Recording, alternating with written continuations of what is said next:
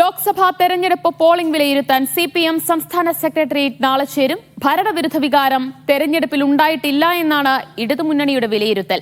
8 മുതൽ 12 വരെ സീറ്റുകൾ കിട്ടുമെന്നാണ് ഇടതുമുന്നണിയുടെ അവകാശവാദം. തിരുവനന്തപുരത്ത് നിന്ന് സെയ്ഫ് സെല്ലബ്ദീൻ വിവരങ്ങളുമായി ചേരുകയാണ്. സെയ്ഫ്, നാളെ CPM സംസ്ഥാന സെക്രട്ടേറിയറ്റ് യോഗം ചേരുകയാണ്. പ്രധാനമായും പോളിംഗിലെ കുറവ് ചർച്ച ചെയ്യുക എന്ന് തന്നെയാണ് അജണ്ട. നിലവിൽ ഉണ്ടായിട്ടുള്ള ഈ പോളിംഗിലെ കുറവ് അത് ഫലത്തെ അല്ലെങ്കിൽ വിജയത്തെ വലിയ രീതിയിൽ ബാധിക്കില്ല എന്നാണോ ഇടതുമുന്നണി കരുതുന്നത്? UDF വിചാരിച്ച പോലെ ഒരു ക്ലീൻ സ്വീപ്പ് എന്തായാലും കേരളത്തിൽ ഉണ്ടാകില്ല എന്ന വിലയിരുത്തലിലാണ് CPMന്റെ നേതാക്കളുള്ളത്. CPMന്റെ വിവിധ നേതാക്കന്മാരോട് സംസാരിക്കുമ്പോൾ അങ്ങനെ ഒരു വികാരമാണ് അവർക്ക് മൊത്തത്തിലുള്ളത്. അവരൊരു ഭരണവിരുദ്ധ വികാരം കേരളത്തിൽ ആഞ്ഞടിക്കും എന്നൊരു കണക്കുകൂട്ടൽ CPMന്റെ നേതാക്കന്മാർക്ക് ഉണ്ടായിരുന്നു എന്ന് തെരഞ്ഞെടുപ്പ് കഴിഞ്ഞതിന് ശേഷം സംസാരിക്കുമ്പോൾ നമുക്ക് മനസ്സിലാവുന്നുണ്ട്. അതിന് കാരണമായി അവർ ചില കാര്യങ്ങൾ ചൂണ്ടിക്കാട്ടുന്നുണ്ട്. എന്തുകൊണ്ട് ആന്റി ഇൻകംപൻസി ഭരണവിരുദ്ധ വികാരം കേരളത്തിൽ അലയടിച്ചില്ല എന്നതിന് ഉദാഹരണമായി അവർ സൂചിപ്പിക്കുന്ന ചില കാരണങ്ങളുണ്ട്. ഒന്ന്, പോളിംഗ് ശതമാനം കുറഞ്ഞതാണ്. പഴയ കണക്കുകൾ കൂടി ചേർത്ത് വെച്ചിട്ടാണ് അങ്ങനെ ചില വാദങ്ങൾ CPM നേതാക്കൾ മുന്നോട്ട് വെക്കുന്നത്. ഒന്ന്, 2004 ഒരു LDF അനുകൂല തരംഗം തന്നെ കേരളത്തിൽ ഉണ്ടാവുകയും 19 സീറ്റുകൾ കിട്ടുകയും ചെയ്തു. അന്ന് രേഖപ്പെടുത്തിയിരുന്ന പോളിംഗ് 71.21% അടുപ്പിച്ച് പോളിംഗ് ആയിരുന്നു രേഖപ്പെടുത്തിയത്. 2019 UDFന് അനുകൂലമായ ഒരു വേവ് കേരളത്തിൽ കാണാൻ കഴിഞ്ഞു. അന്ന് രേഖപ്പെടുത്തിയത് 77.84% പോളിംഗ് ആയിരുന്നു. 2009 16 സീറ്റ് UDFനും 4 സീറ്റ് LDFനും കിട്ടിയ സമയമുണ്ട്. അന്ന് 73.5% പോളിംഗ് ആണ് രേഖപ്പെടുത്തിയത്. ഇപ്പോൾ രേഖപ്പെടുത്തിയിരിക്കുന്ന പോളിംഗ് 71.5 അടുപ്പിച്ച് നിൽക്കുന്ന പോളിംഗ് ആണ്. അതായത് ഭരണവിരുദ്ധ വികാരം ഉണ്ടായിരുന്നുണ്ടെങ്കിൽ പോളിംഗിൽ അത് പ്രതിഫലിക്കേണ്ടതായിരുന്നു. പക്ഷെ പോളിംഗിൽ അത് അങ്ങനെ പ്രതിഫലിച്ചിട്ടില്ല. അതിനൊപ്പം തന്നെ അവർ പറയുന്ന മറ്റൊരു പ്രധാനപ്പെട്ട കാര്യം, UDFന്റെ ശക്തി കേന്ദ്രങ്ങളുണ്ട്. ഇപ്പോൾ തിരുവനന്തപുരത്തും എറണാകുളത്തുമെല്ലാം സാധാരണഗതിയിൽ പോളിംഗിന്റെ കുറവ് രേഖപ്പെടുത്താറുണ്ട്. പക്ഷേ UDFന്റെ ശക്തി കേന്ദ്രങ്ങൾ അവിടെയുമുണ്ട്. ആ ശക്തി കേന്ദ്രങ്ങളിൽ പോളിംഗ് കാര്യമായി ഉയർത്താൻ അവർക്ക് കഴിഞ്ഞിട്ടുമില്ല. അത് അങ്ങനെ ഒരു ഭരണവിരുദ്ധ വികാരം അല്ലെങ്കിൽ ആന്റി പിണറായി വേവ് ഉണ്ടായിരുന്നുണ്ടെങ്കിൽ, ആന്റി ഇൻകംപൻസി ഉണ്ടായിരുന്നുണ്ടെങ്കിൽ അങ്ങനെ ഒരു വോട്ടിങ്ങിന്റെ പാറ്റേണിൽ അങ്ങനെ ഒരു വർധനവ് ഉണ്ടാകേണ്ടതായിരുന്നു. അങ്ങനെ ഒരു വോട്ടിംഗ് പാറ്റേൺ UDFന്റെ കേന്ദ്രങ്ങളിൽ പോലും ഉണ്ടായിട്ടില്ല. അതായത് UDF കരുതിയിരുന്നത് പോലെ അല്ലെങ്കിൽ LDFും കരുതിയിരുന്നത് പോലെ ഒരു ആന്റി ഇൻകംപൻസി ഈ തെരഞ്ഞെടുപ്പിൽ വർക്ക് ചെയ്തിട്ടില്ല എന്നാണ് ഇടതുമുന്നണി നേതാക്കളോട് സംസാരിക്കുമ്പോൾ, വിവിധ പാർട്ടികളുടെ നേതാക്കളോട് സംസാരിക്കുമ്പോൾ അവർ കണക്ക് കൂട്ടുന്നത്. അതുകൊണ്ട് തന്നെ അവർ നേരത്തെ ഒരു 4-5 സീറ്റാണ് പ്രതീക്ഷിച്ചിരുന്നത്. ആ പ്രതീക്ഷ അവർ വർദ്ധിപ്പിക്കുകയാണ്. 8 മുതൽ 12 വരെ സീറ്റുകൾ കിട്ടും എന്നാണ് CPMന്റെ നേതാക്കൾ പറയുന്നത്. എന്തായാലും 8 വരെ എന്തായാലും സീറ്റുകൾ കിട്ടും എന്ന പ്രതീക്ഷയാണ് അവർ പങ്കുവെക്കുന്നത്. ഇത് 8 മുതൽ 12 വരെ സീറ്റുകൾ പ്രതീക്ഷിക്കുന്നുണ്ട് LDF. ഏതൊക്കെ സീറ്റുകളാണ് ഏറെക്കുറെ ഉറപ്പിച്ചിട്ടുള്ളത്, വിജയം ഉറപ്പിച്ചിട്ടുള്ളത്? CPMന്റെ നേതാക്കളോട് സംസാരിക്കുമ്പോൾ മനസ്സിലാക്കിയെടുക്കാൻ കഴിയുന്ന ഏറ്റവും പ്രധാനപ്പെട്ട സീറ്റുകൾ ഒന്ന് ആറ്റിങ്ങലാണ്. ആറ്റിങ്ങൽ എന്തായാലും 30,000-ന് മുകളിൽ വോട്ടിന് ജയിക്കും എന്നാണ് അവർ പ്രതീക്ഷ പങ്കുവെക്കുന്നത്.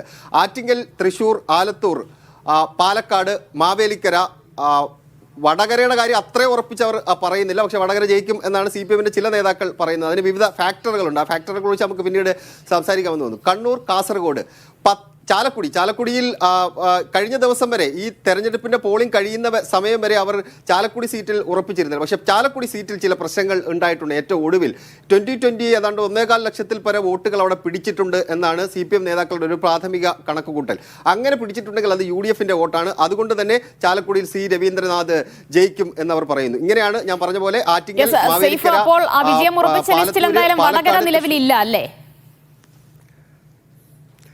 വടകരയിൽ ചില ഫാക്ടറുകൾ വർക്ക് ചെയ്തിട്ടുണ്ട് എന്നാണ് CPMന്റെ നേതാക്കൾ പറയുന്നത്. അത് ഒന്ന്, ഈ നാദാപുരം കുറ്റ്യാടി മേഖലയിൽ ഈ തെരഞ്ഞെടുപ്പ് പ്രചരണത്തിന്റെ സ്വഭാവം ഒരു വർഗീയ രീതിയിലേക്ക് മാറിപ്പോയി എന്നാണ് CPM നേതാക്കളോട് സംസാരിക്കുമ്പോൾ, UDFന്റെ നേതാക്കളോട് സംസാരിക്കുമ്പോൾ അങ്ങനെയാണ് നമുക്ക് മനസ്സിലാക്കിയെടുക്കാൻ കഴിയുന്നത്. 37% മുസ്ലിം ന്യൂനപക്ഷ വോട്ടുകളുണ്ട്. അതിലൊരു 33% വോട്ടുകൾ UDF അനുകൂലമായി പോൾ ചെയ്യപ്പെട്ടിട്ടുണ്ടെന്ന് അവർ പറയുന്ന സമയത്ത് തന്നെ ഒരു ഈഴവ കൺസോൾട്ടേഷൻ വടകരയിൽ ഉണ്ടായിട്ടുണ്ട്. അവിടെ ഈഴവ വോട്ടുകളാണ് കൂടുതലായിട്ടുള്ളത്. ആ ഈഴവ വോട്ടുകൾ CPM വിചാരിച്ച പോലെ പോൾ ചെയ്യപ്പെട്ടിട്ടുണ്ടെങ്കിൽ അവിടെ ടീച്ചർ ഒരു 10,000-ൽ പരം ഭൂരിപക്ഷത്തിന് ജയിക്കുമെന്നാണ് CPM നേതാക്കൾ പറയുന്നത്. അങ്ങനെ ഉണ്ടായിട്ടില്ല എങ്കിൽ അവിടെ ഷാഫി പറമ്പിൽ ജയിക്കുമെന്നാണ് CPMന്റെ കണക്കുകൂട്ട്. യെസ് സെയ്ഫ്, ഈ കഴിഞ്ഞ 2-3 ദിവസമായി രാഷ്ട്രീയ കേരളം ഏറ്റവും പ്രധാനമായി ചർച്ച ചെയ്യുന്നത് EP ജയരാജൻ ജാവ്ദേക്കർ കൂടിക്കാഴ്ച തന്നെയാണ്. അത് ഈ പോളിംഗ് ദിവസം തന്നെ EP ജയരാജൻ കൂടിക്കാഴ്ച നടത്തിയെന്ന് തുറന്നു പറഞ്ഞത് അത് CPMനെ വലിയ രീതിയിൽ വെട്ടിലാക്കിയിട്ടുണ്ട്, പ്രതിസന്ധി ഉണ്ടാക്കിയിട്ടുണ്ട്. നാളെ ചേരുന്ന യോഗത്തിൽ ഈ വിഷയം എത്രത്തോളം ചർച്ചയാകും? ജയരാജനെതിരായ നടപടി സംബന്ധിച്ചുള്ള ചർച്ചകൾ ഉണ്ടാകുമോ? ചർച്ച ചെയ്യാതെ മുന്നോട്ട് പോകാൻ കഴിയാത്ത തരത്തിലേക്ക് ആ വിഷയം വളർന്നിട്ടുണ്ട് എന്നുള്ളതാണ് ഏറ്റവും പ്രധാനപ്പെട്ട കാര്യം ദിവ്യ. കാരണം തെരഞ്ഞെടുപ്പിന്റെ അന്ന് രാവിലത്തെ ദിവസം ഇടതുമുന്നണിയുടെ കൺവീനർ രാവിലെ പോളിംഗ് തുടങ്ങി അരമണിക്കൂർ കഴിയുമ്പോൾ തന്നെ പ്രകാശ് ജാവദേക്കർ എന്ന് വന്ന കേരളത്തിന്റെ ചുമതലയുള്ള BJP നേതാവ് വന്ന് കണ്ടു എന്ന് പറയുക വഴി അത് CPM-ൽ ഉണ്ടാക്കിയിരുന്ന ഞെട്ടൽ അല്ലെങ്കിൽ ഇടതുമുന്നണിയിൽ ഉണ്ടാക്കിയിരുന്ന ഞെട്ടൽ ചെറുതല്ല. അത് VS അച്യുതാനന്ദൻ നെയ്യാറ്റിൻകര ഉപതെരഞ്ഞെടുപ്പ് ദിവസം TP ചന്ദ്രശേഖരന്റെ വീട്ടിൽ പോയി KK രമയെ കണ്ടതിന് സമാനമായ രീതിയിലാണ് ആ വിഷയത്തെ CPM നേതൃത്വം കാണുന്നത്. CPM നേതൃത്വത്തിന് കടുത്ത അതൃപ്തി അതുണ്ട്. അത് കണ്ടു എന്നതിലല്ല അതൃപ്തി ഉണ്ടാകുന്നത്, അത് പറഞ്ഞ സമയമാണ് CPM നേതൃത്വത്തിന്റെ പ്രശ്നം. അതുകൊണ്ട് തന്നെയാണ് മുഖ്യമന്ത്രി പിണറായി വിജയൻ ഒരു ശകാര സ്വഭാവത്തിൽ അല്ലെങ്കിൽ അത് അങ്ങനെ കാണാൻ കഴിയുന്ന രീതിയിൽ മുഖ്യമന്ത്രി പിണറായി വിജയൻ പറയുന്നത്.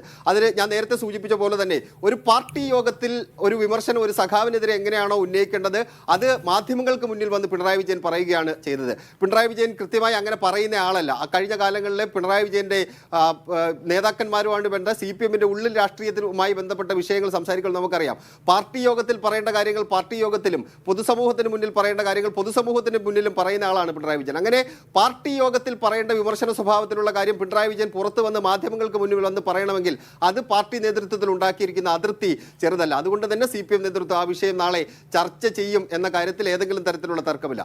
നടപടിയിലേക്ക് പോകുമോ എന്ന് ചോദിച്ചാൽ വേഗത്തിൽ നടപടിയിലേക്ക് പോകാനുള്ള സാധ്യതയും കുറവാണ്. കാരണം ഇപ്പോൾ നടപടിയിലേക്ക് പോവുകയാണെന്നുണ്ടെങ്കിൽ ഇതെല്ലാം ശരിവെക്കുന്ന തരത്തിലായി പോകും. അത് പ്രതിപക്ഷത്തിന്റെ കയ്യിലേക്ക് വീണ്ടും ഒരു വടി കൊണ്ട് കൊടുക്കുന്ന തരത്തിലായി പോകും. പക്ഷേ പാർട്ടി അച്ചടക്ക നടപടി ഉണ്ടാകാനുള്ള എല്ലാ സാധ്യതയും നിലനിൽക്കുന്നുണ്ട്. പക്ഷേ അച്ചടക്ക നടപടി കേരളത്തിൽ തീരുമാനിക്കാൻ കഴിയില്ല. CPM-ന്റെ സംഘടനാ രീതി പ്രകാരം ഏത് ഘടകത്തിലാണോ ഒരാളുള്ളത് ആ ഘടകത്തിന് മാത്രമാണ് അയാൾക്കെതിരെ നടപടിയെടുക്കാൻ കഴിയുക. അതായത് കേന്ദ്ര കമ്മിറ്റി അംഗമായ EP ജയരാജനെതിരെ നടപടിയെടുക്കണമെങ്കിൽ കേന്ദ്ര കമ്മിറ്റിയാണ് നടപടി എടുക്കേണ്ടത്. പക്ഷേ സംസ്ഥാന നേതൃത്വത്തിന് ശുപാർശ ചെയ്യാൻ കഴിയും എന്നൊരു വസ്തുത നിലനിൽക്കുന്നുണ്ട്. നാളെ ചേർന്ന് സംസ്ഥാന സെക്രട്ടേറിയറ്റ് ശുപാർശയൊന്നും നൽകിയില്ലെങ്കിലും അതുപോലെ തന്നെ EP ജയരാജനെ തുറന്നു പറച്ചിൽ അത് മുന്നണിക്കുള്ളിലും വലിയ ഒരു അതൃപ്തിക്ക് കാരണമായിട്ടുണ്ട്. CPI കടുത്ത അതൃപ്തി വ്യക്തമാക്കി കഴിഞ്ഞിരിക്കുകയാണ്.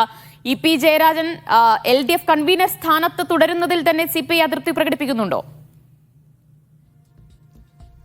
CPIക്ക് CPM-നുള്ളതിനേക്കാൾ വലിയ അതൃപ്തി CPI-ക്കുള്ളിലുണ്ട് എന്നുള്ളതാണ് നേതാക്കന്മാരോട് സംസാരിക്കുമ്പോൾ നമുക്ക് മനസ്സിലാക്കിയെടുക്കാൻ കഴിഞ്ഞത്. ഇടതുമുന്നണി കൺവീനർ രാവിലെ അങ്ങനെ വന്ന് പറയാൻ പാടില്ലായിരുന്നു എന്ന കർശനമായ നിലപാട് CPI-യുടെ നേതാക്കൾ പങ്കുവെക്കുന്നുണ്ട്. അത് CPM-ന്റെ മാത്രം ആഭ്യന്തര പ്രശ്നമായിട്ടല്ല ഈ വിഷയം കാണുന്നത്. CPM-ന്റെ കേന്ദ്ര കമ്മിറ്റി അംഗമാണ് എന്ന കാര്യത്തിൽ അവർക്ക് തർക്കമില്ല. പക്ഷേ ഇത് ഇടതുമുന്നണി കൺവീനർ കൂടിയാണ് EP ജയരാജൻ. അങ്ങനെ EP ജയരാജൻ തെരഞ്ഞെടുപ്പ് ദിവസം രാവിലെ വന്നെങ്കിൽ ഈ വിഷയം പറഞ്ഞത് ശരിയായില്ല എന്ന കൃത്യമായ നിലപാടുണ്ട്. പക്ഷേ ഈ രണ്ട് പാർട്ടിയുടെ നേതാക്കന്മാർ തമ്മിൽ ഇതുമായി ബന്ധപ്പെട്ട് ഏതെങ്കിലും തരത്തിലുള്ള ആശയവിനിമയം ഇതുവരെ ഉണ്ടായിട്ടില്ല. 2-ാം തീയതി CPI-യുടെ സംസ്ഥാന എക്സിക്യൂട്ടീവ് യോഗം ചേരുന്നുണ്ട്. സ്വാഭാവികമായിട്ടും അന്ന് ഇത് വിശദമായി തന്നെ CPI ചർച്ച ചെയ്യും. അതിനുശേഷമായിരിക്കും നടപടി എന്ത് വേണം എന്ന കാര്യത്തിൽ തീരുമാനമെടുക്കുക. CPM-ന്റെ ആഭ്യന്തര പ്രശ്നമല്ല എന്ന് പറയുമ്പോൾ തന്നെ ഇടതുമുന്നണി കൺവീനർ ആയതുകൊണ്ട് CPM ഉചിതമായ നടപടി EP-ക്കെതിരെ എടുക്കുമെന്ന പ്രതീക്ഷ അവർ പങ്കുവെക്കുന്നുണ്ട്. ഇനി നടപടി എടുത്തില്ലെങ്കിൽ EP കൺവീനർ സ്ഥാനത്ത് നിന്ന് മാറ്റുന്നണം എന്ന് ആവശ്യപ്പെട്ടുകൊണ്ട് കത്ത് നൽകുന്നത് പോലും CPI-യുടെ ആലോചനയിലുണ്ട്. പക്ഷേ പാർട്ടി നേതൃയോഗം ചേർന്ന ശേഷം മാത്രമേ പാർട്ടി നിലപാട് അന്തിമമായി എടുക്കുകയുള്ളൂ. ഇരു നേതാക്കന്മാരും തമ്മിൽ രണ്ട് പാർട്ടിയുടെ സംസ്ഥാന സെക്രട്ടറിമാരോ അല്ലെങ്കിൽ പ്രധാനപ്പെട്ട നേതാക്കന്മാരോ തമ്മിൽ ഇതുവരെ ആശയവിനിമയമൊന്നും ഉണ്ടായിട്ടില്ല. കാരണം തെരഞ്ഞെടുപ്പിന്റെ തിരക്കിലായിരുന്നു ഇവരെല്ലാവരും ഉണ്ടായിരുന്നത്. പക്ഷേ CPI-ക്ക് കടുത്ത അതൃപ്തി ഈ വിഷയത്തിലുണ്ട്. ഇടതുമുന്നണി കൺവീനർ സ്ഥാനത്തിരുന്നു കൊണ്ട് പറയാനും ചെയ്യാനും കഴിയുന്ന കാര്യങ്ങളല്ല EP ജയരാജൻ ചെയ്തത്. അതുകൊണ്ട് തന്നെ നടപടി വേണം. EP കൺവീനർ സ്ഥാനത്ത് തുടരുന്നതിൽ CPI-ക്ക് കടുത്ത അതൃപ്തിയുണ്ട്. അത് പരസ്യമായി അവർ ഒരു നടപടിയിലേക്ക് പോകാതെ EP ജയരാജൻ അറിയാം ഈ വിവാദം വലിയ രീതിയിൽ പ്രതീക്ഷിച്ചതിലും അപ്പുറം ചൂടുപിടിച്ചിട്ടുണ്ട്. അതുപോലെ തന്നെ പിണറായിയുടെ അതൃപ്തിക്കും കാരണമായിട്ടുണ്ടെന്ന് EP ജയരാജനും അറിയാം. അപ്പോൾ സ്വയം LDF കൺവീനർ സ്ഥാനം ഒഴിയാനുള്ള സാധ്യതകളുമുണ്ടോ? അങ്ങനെ ഒരു സാധ്യത തള്ളിക്കളയണ്ട. പക്ഷേ അങ്ങനെ സ്വയം ഒഴിയാനുള്ള തീരുമാനമെടുത്ത് പാർട്ടി നേതൃത്വത്തെ അത് അറിയിച്ചാലും ഇപ്പോൾ പാർട്ടി നേതൃത്വം അത് അംഗീകരിച്ചു കൊടുക്കാനുള്ള സാധ്യത കുറവാണ്. കാരണം ഞാൻ നേരത്തെ സൂചിപ്പിച്ച പോലെ ഇതെല്ലാം ശരിവെക്കുന്ന തരത്തിലായി പോകും. അങ്ങനെ അത് അംഗീകരിച്ചു കൊടുക്കുകയാണെങ്കിൽ മാറണം എന്ന ആവശ്യം അദ്ദേഹം ഉന്നയിച്ചാലും അത് അംഗീകരിച്ചു കൊടുത്താൽ ഇതെല്ലാം അംഗീകരിച്ചു കൊടുക്കുന്നതിന് തുല്യമായി പോകും. പ്രതിപക്ഷം അത് വീണ്ടും രാഷ്ട്രീയ വിഷയമാക്കി ഉയർത്തിയെടുക്കുകയും ചെയ്യും. പക്ഷേ നടപടി ഉണ്ടാകാനുള്ള സാധ്യതയുണ്ട്. പാർട്ടി അച്ചടക്ക നടപടി എന്തായാലും ഉണ്ടാകും. കൺവീനർ സ്ഥാനത്ത് അദ്ദേഹത്തെ മാറ്റുന്ന അടക്കമുള്ള കാര്യങ്ങൾ കൂടുതൽ ചർച്ചകൾക്ക് ശേഷം മാത്രമേ ഉണ്ടാകാനുള്ള സാധ്യതയുള്ളൂ. പെട്ടെന്ന് അത് ഉണ്ടാകുമോ എന്ന് ചോദിച്ചാൽ നേതാക്കന്മാരോട് സംസാരിക്കുമ്പോൾ നമുക്ക് മനസ്സിലാക്കിയെടുക്കാൻ കഴിയുന്നത് പെട്ടെന്ന് അത് ഉണ്ടാകില്ല എന്നുള്ളതാണ്. ഒരു കാര്യം കൂടി, ഇവിടെ ഇപ്പോൾ പ്രതിപക്ഷം മുഖ്യമന്ത്രിയെ ലക്ഷ്യം വെച്ചുകൊണ്ടുള്ള ആരോപണങ്ങൾ ശക്തമാക്കിയിട്ടുണ്ട്. ഈ കൂടിക്കാഴ്ച മുഖ്യമന്ത്രിക്ക് വേണ്ടിയുള്ള ഡീലാണെന്ന് പ്രതിപക്ഷ നേതാക്കൾ ഇതിനോടകം തന്നെ ആരോപണം ശക്തമാക്കി കഴിഞ്ഞിരിക്കുകയാണ്. എന്തിനാണ് മുഖ്യമന്ത്രി ജാവദേക്കറെ കണ്ടത് എന്ന ചോദ്യം കൂടി വരുന്നുണ്ട്. അപ്പോൾ ഇത് CPM-നെ എത്രത്തോളം പ്രതിസന്ധിയിലാക്കുന്നുണ്ട്? എങ്ങനെയാകും പാർട്ടി ഈ ഒരു കാര്യത്തെ, ഈ ഒരു വിവാദത്തെ പ്രതിരോധിക്കുക? പാർട്ടി ഈ വിഷയം ഉണ്ടായതിനു ശേഷം പാർട്ടി നേതൃത്വത്തിന്റെ ഒരു പരസ്യമായ പ്രതികരണം ഇതുവരെ ഉണ്ടായിട്ടില്ല. ഇന്നത് ആ പ്രതികരണം ഉണ്ടാകും. രാവിലെ 11:30 എം വി ഗോവിന്ദൻ CPM സംസ്ഥാന സെക്രട്ടറി തിരുവനന്തപുരത്ത് വരുന്നുണ്ട്. അദ്ദേഹം കണ്ണൂരിൽ നിന്ന് പുറപ്പെട്ട് 11:30 തിരുവനന്തപുരം വിമാനത്താവളത്തിലേക്ക് എത്തിച്ചേരുന്നുണ്ട്. സ്വാഭാവികമായിട്ട് ഒരു പ്രതികരണം ഉണ്ടാകും. വളരെ പ്രസക്തമായ ചോദ്യമാണ് ഇവിടെ ദിവ്യ ഉന്നയിച്ചത്. അത് പ്രതിപക്ഷത്തിന്റെ ഭാഗത്തു നിന്നുണ്ടായ ആ ചോദ്യം, മുഖ്യമന്ത്രി എന്തിനു കണ്ടു, എവിടെ വെച്ച് കണ്ടു? അദ്ദേഹം കേന്ദ്രമന്ത്രി ആയിരുന്ന സമയത്തായിരുന്നു കണ്ടിരുന്നത്. കേന്ദ്രമന്ത്രി സ്ഥാനം അദ്ദേഹം ഒഴിഞ്ഞിട്ട് കുറെ കാലമായി. കേന്ദ്രമന്ത്രി ആയിരുന്നുണ്ടെങ്കിൽ സ്വാഭാവികമായിട്ട് എന്തെങ്കിലും പൊതുപരിപാടിയിൽ വെച്ച് മുഖ്യമന്ത്രിക്ക് കാണാം, മുഖ്യമന്ത്രിയും കേന്ദ്രമന്ത്രി എന്ന നിലയിൽ വേണമെങ്കിൽ സംസാരിക്കുകയും ചെയ്യാം. പക്ഷേ മുഖ്യമന്ത്രിയുടെ ഒരു വാചകം പ്രസക്തമാണ്. ഈ തെരഞ്ഞെടുപ്പിന്റെ പ്രചരണ സമയങ്ങളിൽ ഒന്നാണ് കണ്ടത് എന്ന് മുഖ്യമന്ത്രിയുടെ വാക്കുകൾക്കിടയിലൂടെ വായിച്ചെടുക്കാൻ കഴിയും. അത് മുഖ്യമന്ത്രി പറയുന്നത് നിങ്ങളിവിടെ വലിയ പണി നടത്തുകയാണല്ലോ, കാണാം നമുക്ക് എന്ന വാചകം മുഖ്യമന്ത്രി ഉപയോഗിക്കുന്നത് ഈ തെരഞ്ഞെടുപ്പ് പ്രചരണ സമയത്താണ്. ഈ തെരഞ്ഞെടുപ്പ് പ്രചരണ സമയത്ത് ഇവർ രണ്ടുപേരും ഒരുമിച്ചുള്ള ഒരു പൊതുപരിപാടി, ഒരു സർക്കാരിൻ്റെയോ അല്ലാതെ മറ്റോ ഒരു പൊതുപരിപാടി ഉണ്ടായിട്ടുള്ളെങ്കിൽ സ്വാഭാവികമായിട്ടും അതിൻ്റെ വാർത്തകളും മറ്റും വരേണ്ടതായിരുന്നു. അങ്ങനെ ഒരു പൊതുപരിപാടി ഇല്ലായിരുന്നപ്പോൾ എന്തുകൊണ്ട് എപ്പോൾ എവിടെ വെച്ച് ജാവദേക്കറെ കണ്ടു, എങ്ങനെ എന്ത് സംസാരിച്ചു? ഈ ചോദ്യങ്ങൾ പ്രതിപക്ഷം പ്രസക്തമായിട്ട് ഉന്നയിക്കുന്നുണ്ട്. അതിന് മറുപടി പറയേണ്ടയാൾ മുഖ്യമന്ത്രി പിണറായി വിജയനാണ്. കാരണം അത് ഓൺ ചെയ്തത് മുഖ്യമന്ത്രി തന്നെയാണ്. മുഖ്യമന്ത്രി മറുപടി പറയണമെങ്കിൽ അദ്ദേഹത്തിന്റെ ഒരു വാർത്താ സമ്മേളനമോ അല്ലെങ്കിൽ അദ്ദേഹത്തിന് മറ്റേതെങ്കിലും തരത്തിലുള്ള പ്രതികരണം ഉണ്ടാകാനും ഒരു വേദി ഉണ്ടാകണം. പക്ഷേ വിവാദം എന്തായാലും ഇനി ഏത് രീതിയിലൊക്കെ കത്തിപ്പടരുമെന്നത് കണ്ടറിയേണ്ടത് തന്നെയാണ്. എന്തായാലും നാളെ CPM സംസ്ഥാന സെക്രട്ടേറിയറ്റ് യോഗം ചേരുന്നുണ്ട്. അതിൽ പ്രധാനമായ അജണ്ട തെരഞ്ഞെടുപ്പ് പോളിംഗിലെ ഉണ്ടായ കുറവ് ചർച്ച ചെയ്യുക എന്നത് തന്നെയാണ്. അതിനുമപ്പുറം EP ജാവ്ദേക്കർ കൂടിക്കാഴ്ച, അത് പാർട്ടിക്കുണ്ടാക്കിയ പ്രതിസന്ധി, ഇനി എന്ത് നടപടി ജയരാജനെതിരെ ഉണ്ടാകണമെന്നത് സംബന്ധിച്ചൊക്കെ നാളെ ചർച്ച ചെയ്യുമോ എന്നത് കാത്തിരുന്ന് കാണേണ്ടതാണ്. വാർത്തയുടെ വിശദാംശങ്ങളാണ് തിരുവനന്തപുരത്ത് നിന്ന് സേഫ് സൈലബ്ദീൻ നൽകിയത്.